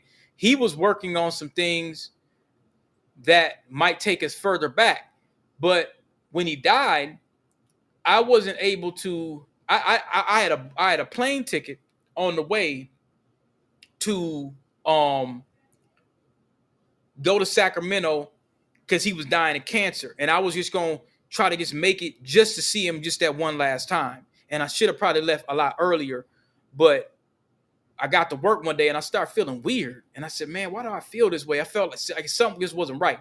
And then my grandma called me up an hour later. This was her brother, and she's like, "He's gone." And I said, "Man, fuck." You know what I'm saying? So I never went really down there because he had said months before. Because remember, at one point I was recording my album, and when I sent him "Welcome to the Woods," he's old. He's like in his damn near 80 years old. He riding around Sacramento passing them shits out.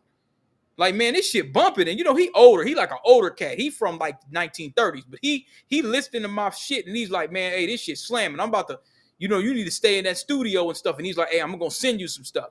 So my uncle was gonna send me some stuff that he was working on. He said, I want you to put this in the album. He said, I want you to put your lineage in your next fucking album. And he never really heard none of the new stuff that I had been working on, but he had something. He must have found out some family history and some stuff beyond the 1700s or something. He's like, man, I want you to do something with this, but I never got to see it. So when he died, nobody really kept, his wife was kind of in shambles, and I didn't really talk to her too much. So there was a bunch of stuff. There was, man, you talk about Miles Davis records. I'm talking about stuff with the reel-to-reels. You know what a reel-to-reel is? No. Okay, a reel-to-reel. Okay, do you remember when we were in school? Do you remember them projectors that they used to have? Yeah. Where they put the projector on the tape, and then we watch the projector or whatever like that. Then we have like a projector or something like. Yeah. Oh, yeah. We had them all through school. Yeah, was it film, or was it just because I remember we had the projectors where they put the slides in, but didn't we have one where the tape goes around and around?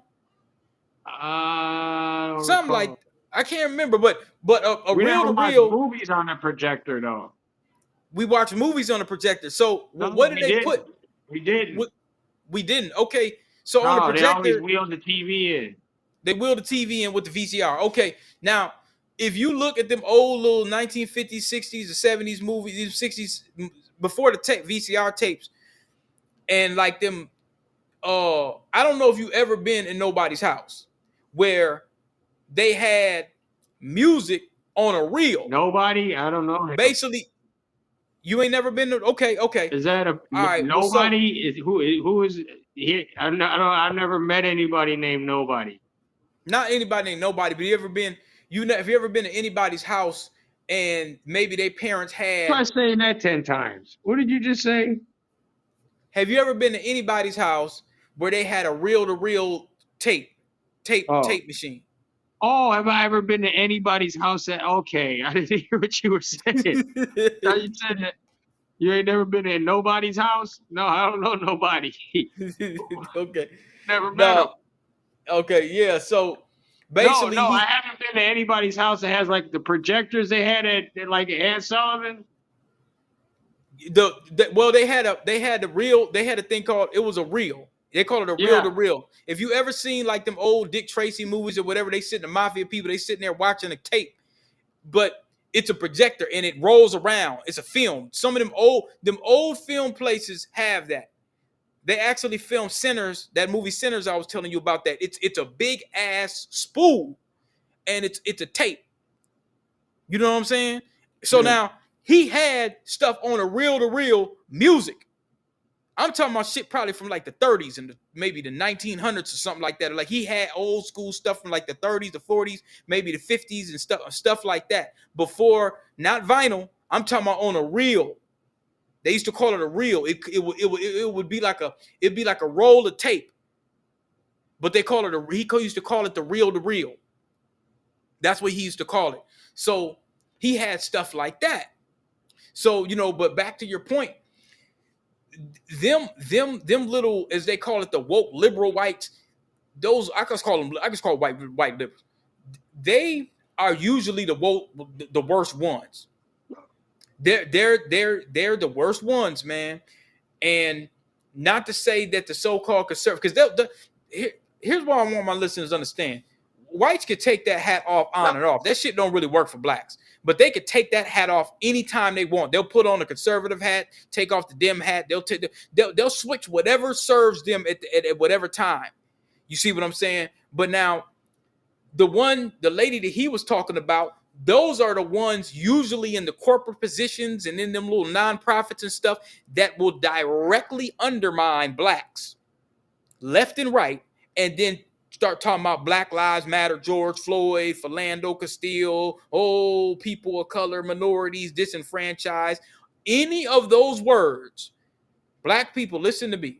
If you hear disenfranchised, minority, people of color, they're basically saying they don't want to say black. They talking about other people getting benefits. They're not talking about blacks, but they'll wrap you up under it. And it's usually based upon some law or some revolution that black folks started here in America. That's usually where it comes from. And you're like, well, damn, why don't you just say black? Well, we just don't want to be too. And you're like, okay, this is a trick bag. These are some Jedi mind tricks now. So that's usually the term they use. And, if you get around them long enough, they'll be poking your nose in your business. You have two black folks having a conversation and they start asking you, why does it matter? So you was right to tell her, shut your ass up. You ain't in this conversation. There's two black people having a conversation and you want to put your little 2 cents in. Yeah. So, a lot of times. Took that wokeness a little too far. She's so woke, I had to get her to fall asleep. Yeah. Yeah, they had, let me tell you, they had this white lady. She wrote a book called Woke. Now, woke is some old shit, probably like in the 70s or the late 60s that black folks came up. It was a word, black folks come up with all the words, it's cool. So that's just basically where that was just like, okay, you know what's going on. You ain't nobody pulling the sheet over your head. That's all that really means. We know what the hell's going on. They done took the word. This lady made a book. This white lady made a book called Woke. And she was on TV and they asked her, what does woke mean? Now, she done wrote a book about this called Woke. And they asked her what woke meant. And she couldn't tell them what it meant. She was kind of like, well, I mean, she sat there puzzled, like she really couldn't explain it. She had no clue what to say or whatever, because the thing is, and they used to call them, what they call them back in the day? I think they called them something like carpetbaggers or something. Like, it was a term that was used for them because, like, for I example, call them check cashers. well, that's a great name because they do that. Yes, sir. Um, Cashers of the check. there was a white lady up here in Minnesota where she got like 100 bands, never went to prison. She was using it for Philando Castile. Like, basically, she used Philando Castile's name and she was cashing in. They Yeah. made her give the money back.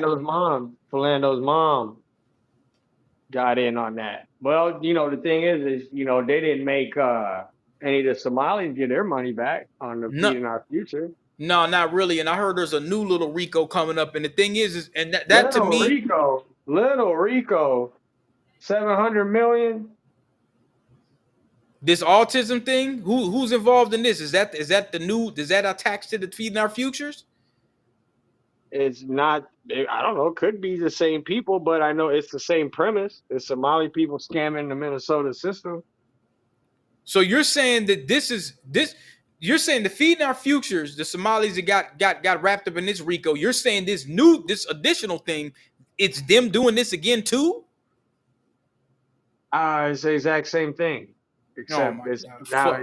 it's a white person as the head of it, thinking like the other white lady did, like I'll just play dumb, and thinking they're doing the ones that are doing the scamming. This is no. How much was Feeding Our Future? Was 250 million? Was Man, that? that Am shit I was right? like 200 or something like that. All right, this is 700 million. This is real. I could take you right now on a tour of the Cedar Riverside. I could take you on a tour from, okay, from from about where Matthews Park is all the way down to Five Corners. I could take you on a walk down that strip and I could show you these buildings that all say adult daycare, autism center, and there's not Oh, anybody in there. There's no business being functional. It's just to get these grants, we have to have a place of business. So let's just have this business. There's nothing. There's these are just places people just bought them or they're renting them, paying the lease on them, and there's just nobody in there. who's in who now? All right, now who is running it? It's Somali people running it. So what they're doing is, all right, I'm gonna start an adult daycare center. I'm gonna start an autism center. All right, let me get all that because there's a lot of Somali kids that are autistic. I bet Yeah. you every Somali family has an autistic child, either child, uncle, aunt. Somehow they're connected. So what happens is they'll buy. Okay, so first they'll start the LLC nonprofit. Second thing is they'll get grants from the state, but to get those grants from the state or to get paid by not, I'm sorry, no, they're not even grants. The state's paying you to take care of these people. So what happens is the Somalians will rent out the building or to buy the building or rent the building, get the billboard where it says adult daycare, name on it, all that. Sign up everybody in the neighborhood. So if it's adult daycare, they'll get maybe 50 people to sign up that are all on a disability that are adults. Just say you come to this daycare from 3 to 7. Every 2 weeks, you might have to sign something. I'll come see you and have you sign it, and I'll split the money with you. And when they sign up, Boom. these grants. Hold on. I misspoke when I said grant. They're not grants. They're like payment. Like we're paying you. Like you own an adult daycare. That's the same thing as owning a daycare. So you're billing insurance and you're Medicaid. So insurance, Medicaid fraud, home care fraud is federal. So that's what they're doing. So basically, to say this in layman terms, you start up a dummy daycare center business, start the business, open a name, rent a place, get the billboard, sign the people up, but never show up. And when it's time to get paid, you split the money with the people that you signed up, that you said, just act like you're here. So you own a daycare, Phil, come here. I know you're disabled or something. sign this and say you come here from 2 to 7 every day. And every 2 weeks when I get paid, I'll give you half of what I get paid. Think if you Now, do that with 500 people. now feeding our futures. Let me run back to that again. Those are Yeah. based on grants. Now I when understand they, to get involved in that. huh? That was not grants either. That No. wasn't grants. Oh well, that's the COVID money. So I don't know how that worked. Wherever Okay, the COVID money came from, that but was when that was the feeding our future was the exact same premise. I'm paying you to feed these kids. now here's the thing. Now there's a reason why I'm asking you this question. Now, when these folks get convicted, you know what the crime stats gonna say? What? Black, right? Yeah. Yeah. Now you see. Now I want my listeners to really understand something here. This is why Black Americans are saying, wait a minute, you're not gonna put that on us. This ain't really us on a majority. This is why a lot of Black folks are saying, okay, hey, you're not gonna stick that on us. Because see, when me or you try to pull something off like this, and when we try to go and do this, what are they gonna say? You Well, Negroes these are can't be not grants. trusted. Well, but you know what? Okay, these 8 to 10 to 20 people that are getting arrested here for that, you can take them off the list. There's still a It's got to problem be with 100 of them at least. well, whoever it is, it's still if foundational if the number one thing you're gonna say when you're talking about foundational blacks and incarceration, if your number one issue is that, you got a problem. No, what I'm saying Because is, bro, is there's too many young black kids going to jail for senseless, dumbass reasons and ruining their lives and getting in the system and getting felonies at a young age. here's my That, point, but bro. you're talking about 20, 100 people that are foreigners that got arrested, and that's raising the quota for blacks. That's raising the percentage of blacks that go to jail. It, it, I think there's no, a real issue in Black America when it it, comes to young it's black not. kids going to It's jail for not dumb just shit. that. They would have never, and they have never given Black Americans that kind of money to do no shit like that. And But they guess wouldn't have, what? bro. Hold on. Guess That's what? You're crazy. right. You're right. Your premise is right. When we're talking grants, your premise is right. But here's the real bottom line. Black folks are not dumb enough to do shit like this. No, we wouldn't do Okay? that. Americans are not either. Here's the thing. For as much as Somalians run around here and act like they're sophisticated and they don't pull the wool over American people and we hustling out here, they still don't know the law like someone born in America like me or you would. They don't know They the don't have, law. and they don't not to the extent that me and you do. And one thing they don't really understand is when them bright lights come and the feds come, I don't care if it's Allah, Jesus, Buddha, you're gonna talk. Okay? You're gonna talk. And they're thinking like ain't none of us gonna tell on each other, we're gonna be good. Yeah, they're gonna break y'all niggas down. They did with feeding our future, they're gonna do it now because 40 years in the penitentiary, 50 years in the penitentiary, you get to thinking. You get to asking yourself certain questions. I don't know. I ain't gonna be able to do that. You know what I'm saying? So that's where they're getting fucked up. Niggas, Americans, white people even too. They know not to do no shit like this. I just don't. I don't know what to say, bro. Like the feeding our futures was one thing that was mind boggling. The thing that pissed me off is I felt like They've been hustling y'all the whole time. I feel like man, this is. And I'm gonna tell my listeners something right here, man. And this just blew me away. I had a homie, man, that I was talking to. One of my close homies is Somali, and I asked him. I said, bro, you know, because he was kind of you told me some of the stuff and that we talked about offline or how they, you know, and then I asked him, I said, man, how the fuck y'all get all this shit, man? And he said, man, he said, we just check African American, man. We just put whatever on the pay. I said, what the fuck? I said, What do you he said, mean man, get he said, all what DP, shit? You talking about the like he said, grants he said or benefits, loans? Well, the all kind benefits. of shit. Hold on. The benefits come That's from what he told being me. the benefits. No, no, no, no, no, That no. I mean, unless he was lying. I'm not saying he didn't tell you that, but I'm saying that man, Somali people ain't gonna, they don't tell you their licks. Here's the real truth. They're here in Minnesota for that reason. It's called healthcare. It's called SSI, government assistance. These people, Somalia is the closest country to the equator. You know what that means? Military installment No. C C.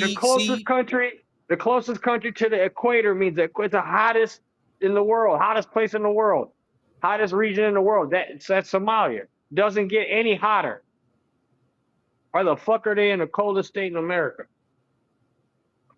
Because this is where I can come fresh off the boat and get government assistance and SSI, EBT, all the whole shebang. All those Somali women you see, they got the gamut. And when I call it running the gamut, I worked in this industry for 15 years as a personal care assistant. So I worked with people that was their goal. So what? Hey, the gamut is this. What I call it in the government assistance world. I have EBT, which is $600 a month if you got no kids. You can take it in food or you can take it in cash. Sometimes with some people, you can ask to split it. Like I want 300 in cash and 300 in food. Okay. That's step one. Step two is I got my SSI check for my documented disability, which is for those people because they've never worked. It's 803. If you're an American and you work, you're going to get something called SSDI, which is early retirement. So they're going to say, all right, you're bipolar, so you worked a little bit, so you're just going to get your retirement money early. Boom. You got that. That's two. Step three, housing. Housing is 1/4 of your income. And the income they're talking about is not EBT, not that 600 in EBT. They're only talking about that 803. So you're talking under $200 in rent. You got them three things. I know people that have moved their whole generation of families from Chicago, Milwaukee, Indiana, for that reason, right there. Boom. Somalians have that. They got, and then so guess what? The second reason they have things is they don't spend money like me or you. They're not buying anything. You want to know where you're not going to see Somalians? Go to the Mall of America. Go to Ridgedale Mall, Southdale Mall. You might see one or two. You ain't going to see them over there spending money. They're not buying the New Jordan. I know a Somali guy here in Minnesota.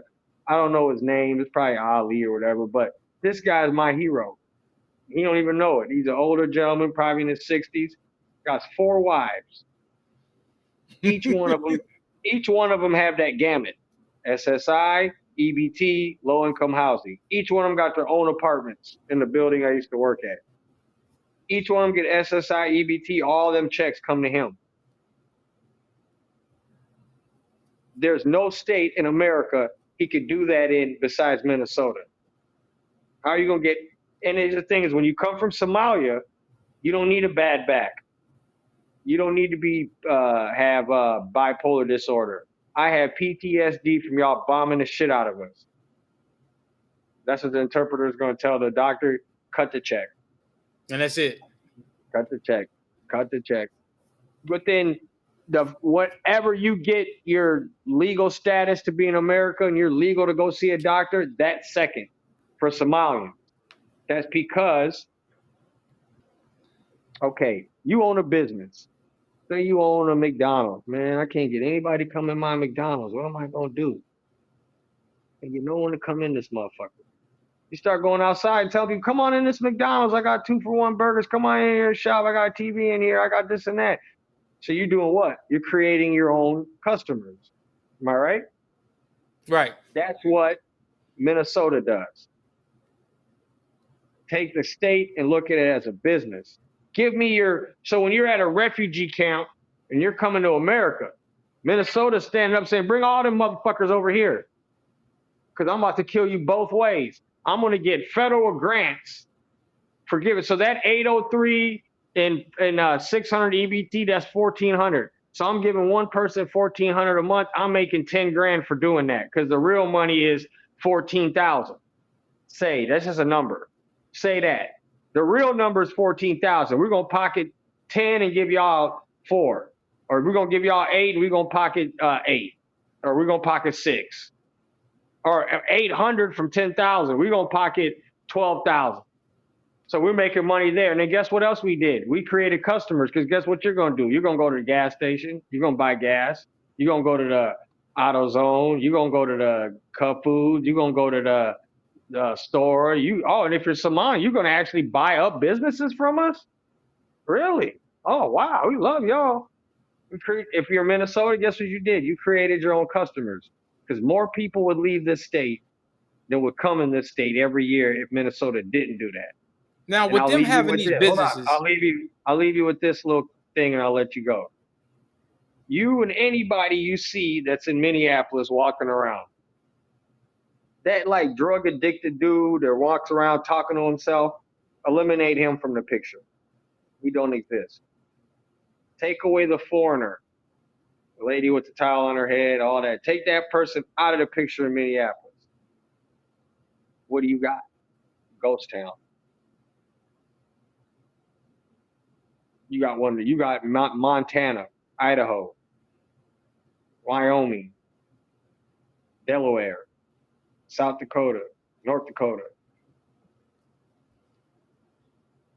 That's Minnesota's objective for bringing foreigners here. So when I say residents of Minnesota can and should file a class action lawsuit against the state of Minnesota, that's for pocketing money that you're not profit sharing with the communities and with the people off of this scam. Why does Minnesota, the sports teams, college sports teams, all have their own stadium? This, for any sports fans to hear this is unheard of. Every team, the Gopher hockey, they got their own stadium. Basketball, their own stadium. Football, their own stadium. State of the art, brand new shit too. Timberwolves, own stadium. Vikings, own stadium. Twins, own stadium. What's the stadium in St. Paul called? DP, the one downtown. well, they got. Let me see. They got Excel, but then XL. they got another That's one. where that's where Two the block, hockey plays. So two that's block. unheard of. This state has Minnesota. So you want to talk about states with money? This is what New York and California is. New York and California is the nigga that comes to the club with his best outfit and he ain't got no money in his bank account. Minnesota is the bummy dude who wears the same bummy kicks every day, but he got thousands of dollars put up. That's Minnesota. Minnesota is a state that's got a surplus of money put up.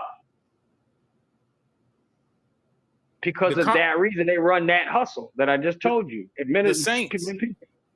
Saints got their own stadium, nigga, and they're not even a major league team. 4 blocks down from Excel. They're a 4 minor blocks down from league Excel. baseball team. They're minor league baseball, and they got their own shit. That's unheard of in American sports, and I challenge you, and I challenge your listeners to go find another state that got that. No share in stadiums. They don't share. They double in other states. They'll be like, all right, if it's football season, y'all get it. If it's hockey season, y'all get it. We're not football, but like especially baseball, basketball, them kind of football and baseball can share a stadium. Basketball and it can share a stadium where none of them share stadiums with anybody. That's unheard of, DP. And the Wolves, they talking about putting a new Wolves stadium because they don't want to spend the $300 million for the new one. Well, they're gonna get a brand new stadium. Brand new. They don't want to fix the old one. The old one costs too much. The Target Center is the oldest stadium in the NBA besides Madison Square Garden. Which they're not going to ever rebuild Madison Square Garden. No. But besides that, when A-Rod and them bought this team, they seen it. All right, this thing got numbers, money put up. This is a market that ain't ever really seen nobody put no juice in it. Just in the short time that these guys have owned the team, they didn't turn the whole franchise around.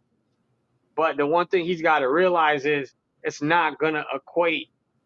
He's trying to build a stadium outside of downtown with the whole entertainment complex in the area, clubs, this and that. Guess what? When it's January and February and that game's over, motherfuckers getting in their car and they going home.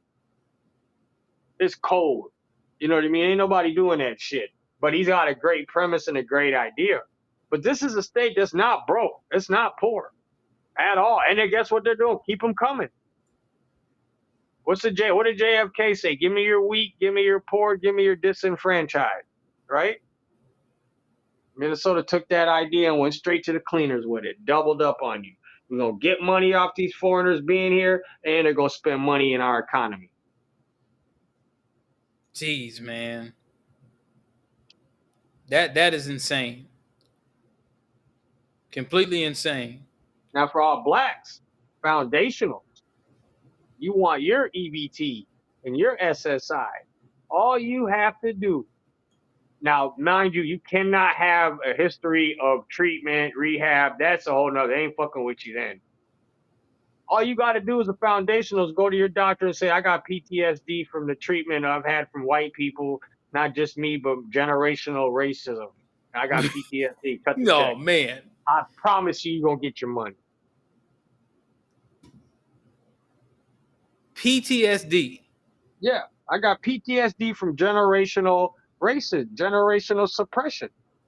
That's what I say when they talk about natives and why they all so drunk and high. I say, hey, man, think if y'all had your shit stolen and you felt salty. And then your son felt salty. And then his son felt salty. And then his son felt salty. And then his son felt salty. That's what you see right there. It's called generational suppression.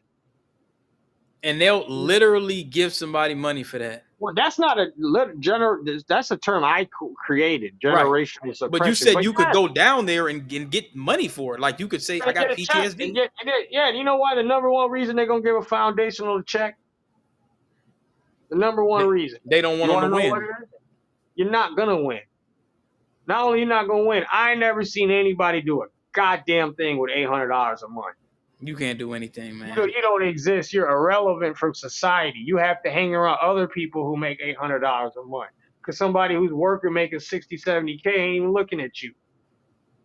So you're irrelevant. And that ties in to Derek Chauvin and all this killing Minnesota being, what else was Minnesota the leading state in killing niggas from police? That's fact. Guess what? You got $800 a month, buddy. For camera phones, you got $800 a month. It's my word against yours. You're on SSI. And guess what? The bullshit lame excuse, the reason you gave me for your SSI is why I had to kill you. You have PTSD? Are you bipolar? Are you got anxiety? Well, you made a move at me. It's documented. He's got anxiety. He's got PTSD. He's got this. So he came at me and I killed him. That's why every cop got off before Derek Chauvin. Because they have video proof and they couldn't get him off. Arnando, who me and Tucson had a debate about this years ago. He said, Arnando's all right. I said, okay. So in the hours after the death of George Floyd, who put out the statement from Hennepin County that said George Floyd died of a drug overdose while in police custody? Was that Arnando? So when y'all was protesting outside of 5th Precinct, who brought the Zamboni to clear y'all so y'all would run? Was that the police chief? Did he okay that, or they do that without him knowing? He just gave me the I don't know. You know what I mean? So it's all right there. These people know what they're doing. They don't like foreigners. It's not like they love Somalians. They give Somalians that for two reasons. One, they fucked up their country. In any country the U.S. fucks up, they bring you here and let you build your own economy back up. Send your money back, and you build your own shit back up. Another reason they do it is to undermine black people, Black American Foundation of Black. Right. Now you were talking about jail. That's irrelevant. Y'all got that quotum up. Y'all don't need nobody helping y'all. But right here is where your real problem is. Because when they're helping these Somalian people with federal benefits, they're doing it under black. Right. Yeah, there is. When little Pookie comes, they're telling little Pookie, oh, we ain't got no money for you. And guess what? You can't say I suppressed you because I didn't help people that are checked under black. Right. Period. Right. That's their hustle. That's why go next time you go take a field trip. Go to a place called Harbor Lights. Go to a place called Mary Jo's. These are homeless shelters. Right over north. 95% of the people you're going to see there are black. And that doesn't mean that blacks are lame and they're the only one. That's not the point I'm trying to say. The point I'm trying to say is the housing market is dried up. If you go to any public housing waiting list, it's years, and it's all Muhammad, Muhammad, Muhammad, Muhammad, Muhammad. There ain't no Americans even on that list. So if you can't afford $1,000, $1,500 a month in rent because you only make 800, and you're not able to get the 1/4 of your income rent package, the Phil Solomon Gamut deal. You can't get that. So what do Oh, you have to do? You got to go to the shelter. let me tell you a story about that. Go ahead. Now, when I left Cedar Riverside, that was around late 06 or early 07, I'd say, maybe late 05. I was working down there off Sears off University. I was in the D building. I said, okay, I can't stay up in this shit no more. I was there maybe a year and a half or maybe 2 years. And that project living, staying in down that 19th floor in D building, it just got to me. And I said, okay, I got to get up out of here. Then they start putting up them cameras. A lot of them Somalians walking up to me asking for cigarettes every 5 minutes. And this is when there were starting to be a little bit more shootings in the neighborhood. I said, okay, it's too many lames over here. So I ended up over on Minnehaha, right over there by Cub. Now, that eventually got worse, maybe after about 10, 15 years. But anyway, it was a brand new building. The elevator didn't even work when I moved in. I applied. I got over there eventually, maybe after a year or so, or after a few years, I noticed that there was a letter going around. Okay. And there was a letter going around, and it said something about a Somali coffee shop. And they were asking the residents what they thought about there being a Somali coffee shop. And I read the letter, and the brother passed it out to me or something. And I was looking at it or whatever, and they were like, "Hey, what y'all think about the coffee shop? And will it interfere with the residents? All kind of stuff." So they were basically giving a yes or a no. And if it's too many people that said no, then because they were asking, it would be an issue for the traffic. And I clicked yes, because I'm thinking about some Pan-Africanism type shit. Like, okay, these black folks, they black like me, you know what I'm saying? That's how I'm thinking. I'm thinking like, well, these brothers want to get some money or whatever. So I'm like, all right. So I clicked yes. Why'd I do that? Nigga, I regretted that shit so damn much. Man, do you know they ended up getting rid of this dude. But let me tell you what these motherfuckers was doing, bro. Soon as we agreed that they could get that coffee shop up, they put a coffee shop up in there. You couldn't get no parking. I'm talking about your own parking. I had to tell people, hey man, you gotta let me park, bro. Like y'all, it was like a hangout. They sitting up there like a bunch of hyenas. It was just, I've never seen no shit like this in my life. I said, what the fuck do these people do all day? They all up in the coffee shop and just all day long. And so now the general manager of the building, I don't know how he got in, but it was a Somali dude. And I'm talking about he ran that office. Sometimes he was there, sometimes he wasn't. I mean, it just felt like it was a big scam. And I was trying to figure, like, how the hell did he get this? What happened here? So he became the manager of the building, and I was on a waiting list. I was on a waiting list because I wanted the apartment where you get a 1-bedroom. Because remember, this wasn't like market share rentals based on 30%. So I think I might have paid like $500 a month for my studio, which was decent when it was brand new. Man, them folks ran down that building so bad, man. It was so fucked up. It was smelling. It was hell eventually. So I get on the waiting list. My name starts to come up on the waiting list, bro. And then all of a sudden, I go down to the general manager. I'm talking to the dude. I'm like, hey, I've been on this waiting list for a while, man, because I know my name was going to be like the next 2 or 3 people to come up. Oh, brother, we don't have the waiting list and all this here. Oh, and I'm like, what? Like, the last manager had the waiting list. I'm like the next couple to come up. And man, weeks later, I see it was like it looked like a caravan of niggas. It was all these damn Somalians moving in with these trucks and all this shit. And I said, hold on. So I went up in there. I said, hey, bro, what's up with this? Well, you know what I'm saying? You said you ain't got no waiting list. I know these folks because I remember the previous manager showed me the list. It didn't have a bunch of Somali names. I'm looking at this. I'm looking at the list like, okay, it was some foreigners, but it was mainly like American names. She showed me like, okay, your name right here on the list. You like the next three up. Man, these niggas came in droves, bro. I ain't never seen no shit like this in my life. It was like 15 of them niggas. It was like 15 of them niggas, bro. Back to back, just moving all in. And as soon as they got up in that joint, man, that shit was just like, oh man, it was like New Jack City. This shit was crazy. You had folks up in there. They was doing shit like taking trash. Like when you put the trash by the chute, these niggas was leaving the trash by the chute, bro. They wasn't putting the fucking trash in the chute. They was leaving the trash right by the chute.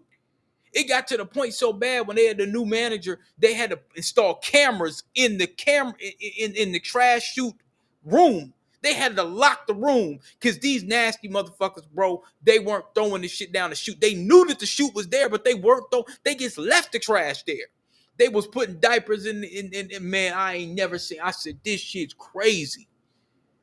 I couldn't believe because when I stayed at Cedar Riverside, I didn't see that going on as much. In D building, I didn't really see that going on like that. It got to be like it. It didn't smell pissy, but it got to smell like that. It's that weird smell like spice or something. Man, the whole building was fucked up. And I was kind of like, man, they done let these folks tear up the damn building. This building was never like this. So around that time, I'm still kind of not knowing how the gameplay goes, but it just got worse and worse and worse and worse and worse. And then eventually they start having some of like the natives that came from over there by Little Earth, and they start kind of breaking in the building, and all these little shit start going on, and they done broken my damn old school one day, bro. Or they broke out all the windows. Somebody got in the building and they broke out all the windows in the garage because they got an underground garage there. And then they opened, because my old school, they didn't break my windows. I had an old school down there. They opened up the old school and rummaged through my papers. They were probably looking for iPhones and stuff like that. And after that, bro, that's when I decided to roll. And I went and got a house out in Oakdale. I just went out there and just got a big ass house. I said, man, I ain't dealing with this shit no more. It was, and then I think when I was living there at one point, somebody got shot. Now, you probably heard about this. Somebody got shot behind the little Chinese store or somewhere kind of around there. You know what I'm saying? Because we just kept having a lot of people. It was just, I think folks was kind of trapping out there. It was just a lot going on. There's a couple little decent looking bras that used to be out there too, but it'd be so much activity to the point I said, okay, this is a little bit too much going on. I stayed on the 5th floor, but it was turned. It was, it was a decent amount of black folks that stayed up in there, but it became, it got overrun. You know what I'm saying? With a lot of foreigners, mainly Somali, and it's crazy because I think, one of my channels, the one I was telling, the tech channel. I don't know if you remember that video where I was doing like not like a tour of Minneapolis or whatever, but I was talking to a dude who used to buy mixtapes from me. This old cat from Chicago. He still lives there, and that place. It was almost like Cedar Riverside. After a while, it became a place, bro, where if you stay there too long, you're gonna lose sight of your life. Like, there's people that still stay in that building. You could tell they just kind of gave up. And so like when you talked about like the 503 and all those kind of different things or whatever, it's probably people that still stay in there to just, they don't, the people that were there, and I stayed there too long as far as I'm concerned, but the people that were there, I think I was over there for 5 years, which is way too long, but it's one of the kind of places where if you really don't want to go and start making more money and you just want to stay, you could pretty much die there. You know what I'm saying, That's bro? the plan. Like Most of those you're not places, gonna get any further. when you went to, like, besides C building, And C building was market rate up and down the line. But every other building at Cedar Riverside was low income housing and market rate. I didn't know So that. yeah. So what happens is it's no difference than what I was just talking about. People on SSI can't really hang around people that work because of clashes. Same thing with that. When you have those apartment complexes that take both, they'll take Section 8 and they do market rate. Now you living next to, so you're making 60, 70, $80,000 a year, and your roommate is, or your next door neighbor is getting 12 grand a year in government money. Y'all can't kick it. Not only that, y'all don't live the same because he probably got 4 or 5 people in his crib. Y'all Now don't live the across same. That's why it clashed for you. You know, like what the fuck am I doing here? It clashed because you ain't supposed to really be there. That's a no. place for Somalians. You know that the prayer that they do in the Middle East 5 times a day, they have the prayer go over the loudspeakers, right? In Middle Eastern countries, Muslim countries. The prayer will go over the loudspeaker. Well, in the Cedar Riverside, 5 times a day, the prayer goes over the loudspeaker. They bought up the whole neighborhood. The Red Sea, Eritreans, we got the Red Sea. I'm sure they don't own Associated Bank. There's a bar on the left called Dilla that's Ethiopian owned. I can't name another entity in that area that's not owned by Somalians. So how do they now? Do the Eritreans over there and the Ethiopians and the Somalis? Do they kind of like do business with each other or work with each other or Well, you have associate or no they kind of do? choice. They own Okay. every other. I mean, it's a neighboring business. So they must have they might have some some kind of cordial interaction. But Eritreans, see, we've had that spot for over 50 years, and we've had multiple owners, but we keep it Eritrean. So what Somalians do is the Cedar Riverside is Sunni Muslim. Okay. So Muslims have different tribal uh, things too. These guys are called Sunni Muslim. So the Sunni Muslim tribe is what owns those buildings. It's not one person. There might be one figurehead, but it's not one guy that's just putting up all his bread and he's buying. The whole community is putting their money up to buy that. You see how that works? No, So it's hard. Go ahead. who owns now? Who are the who are the majority of the customers of the Red Sea? Would you say? American. Okay, so it's basically blacks and whites to go there.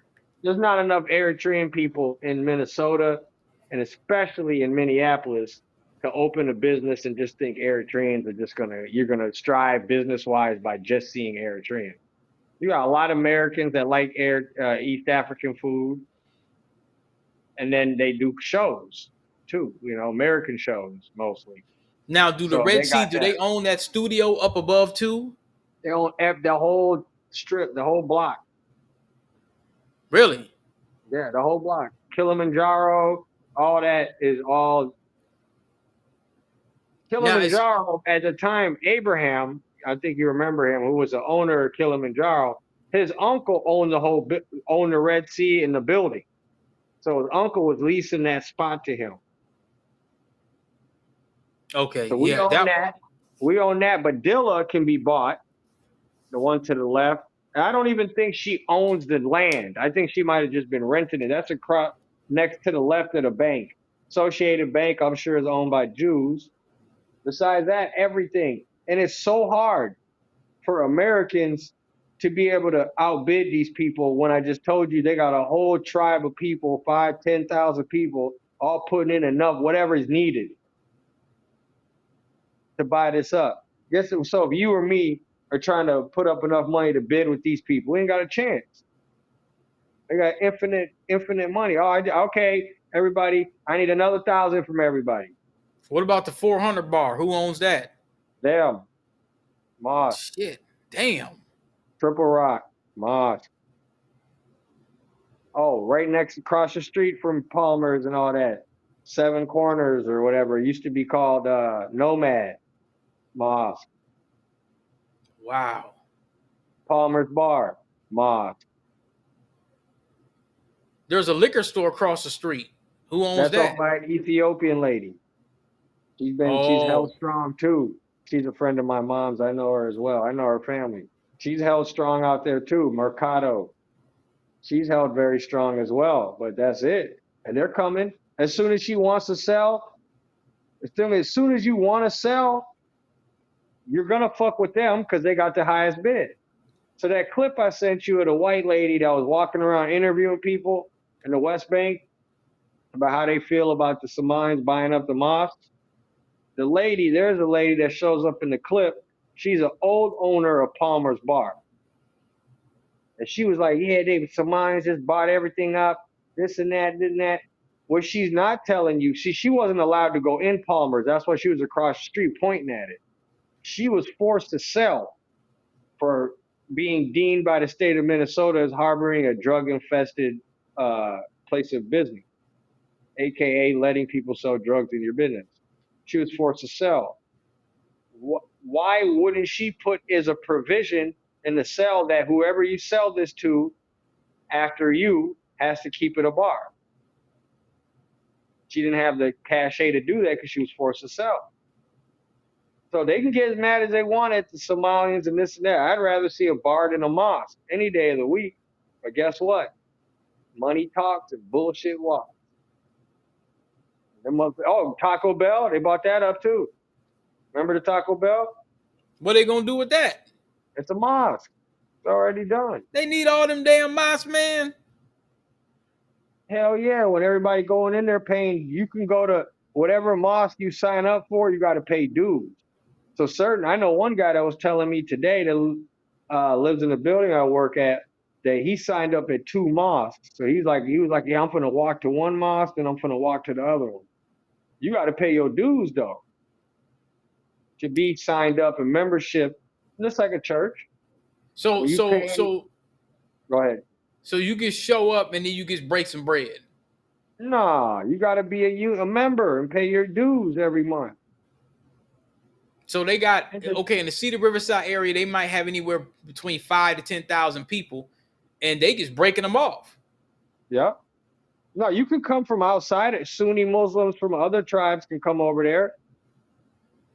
There's Sunni Muslims, I mean, in other neighborhoods as well. They're not only in Cedar. They're the dominant tribe in Cedar, 95%, but they live other places as well. And the mosques and the malls go by your tribe. So the mall that's over there on Phillips, the Somali mall, you can only go to that mall if you're from that tribe. Oh, so they have different tribes. Hell fucking yeah. You'll never find a place in Africa that doesn't have different tribes. That's the problem for Africa. Because Africans, like I told you, African countries rarely go to war with other African countries. Eritrea and Ethiopia is well documented. They've been going at it for years. Besides that, African countries have inner fighting for dominance. Who's the dominant tribe?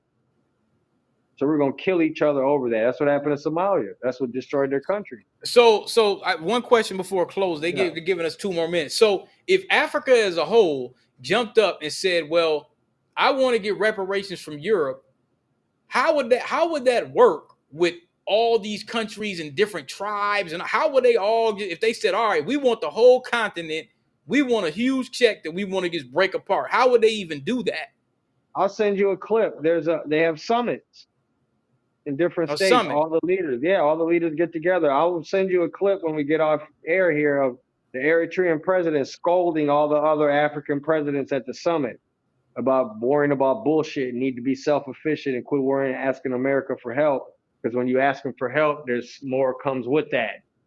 And I'll send you a clip of him saying that. Yeah, they have summits. All the African leaders meet up.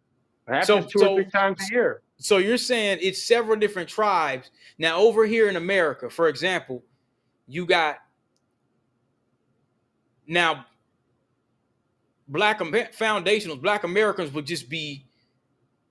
It's not like separate different groups. It's just like this. Okay, that's like Seward and West Bank. be in one area, right? Let's say it's one area, one tribe. But from within that one tribe, you're going to say, I'm from West Bank. No, I'm from Seward.